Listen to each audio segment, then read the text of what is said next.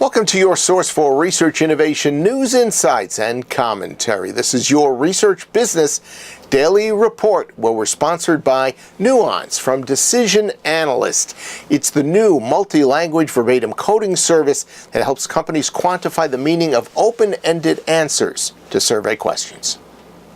We promised you yesterday that we'd have a follow-up commentary about client market research department dilemmas today. However, there's breaking news that puts a crimp in our plans, and we promise to have those comments for you tomorrow. One of the giants of the research industry and a member of the Market Research Council's Market Research Hall of Fame, Jack Honomichl, died Sunday at the age of 85. His passing truly marks the end of an era. For some evidence, this is the official photo of Jack Honomichl. You'll have a hard time finding any other picture of him, and I couldn't find a color shot anywhere. Maybe there's one floating around at that age.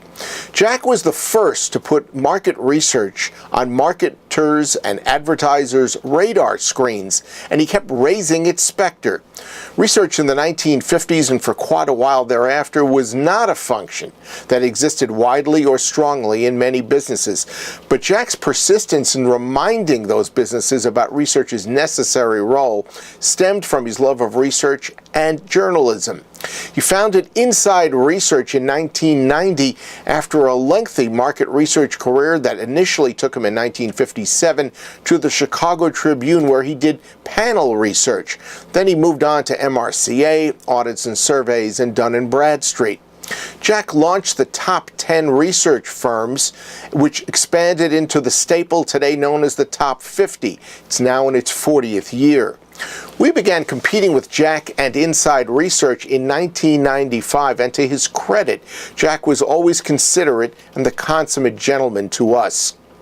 Yet in 1987, I worked for 8 months at a U.S. research startup that attempted to take on Nielsen and IRI with a novel, at the time, idea of delivering scanner data reports on a computer. Imagine that. Well, the company that owned us, AGB, pulled the plug during the second year of the operation. That's when I was there.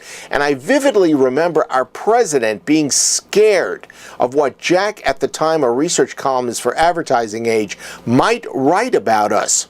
As far as I know, he never wrote anything. However, because the future of our tiny startup seemed to rest with his written whims, there was a palpable fear of Jack Honomichl.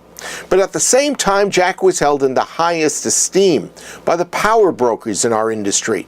In RFL's formative years, I remember watching Honomichl hold court at ARF presidential receptions, sitting at a table and having top industry figures come to him for a conversation.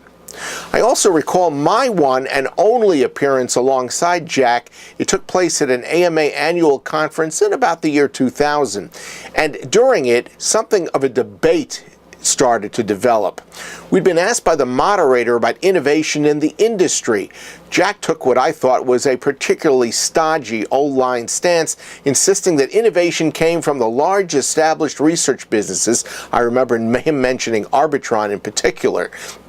And he said that only they had the necessary resources to effect a substantive change. I took the position that I hold today, that meaningful breakthrough research innovation really comes from small businesses whose business models provide the flexibility and rationale to drive new ideas, philosophy, and techniques, and to adjust them on the fly. Now, our differences were not bridged that day, but even to this day, I remember feeling so good afterward that I had held my own with someone like Jack Honomichl. We were told by Larry Gold, Jack's longtime partner at Inside Research, that Jack had been ill for 5 or 6 years. We send our condolences to his family, 3 daughters, a son, and 8 grandchildren, and of course to Larry Gold himself.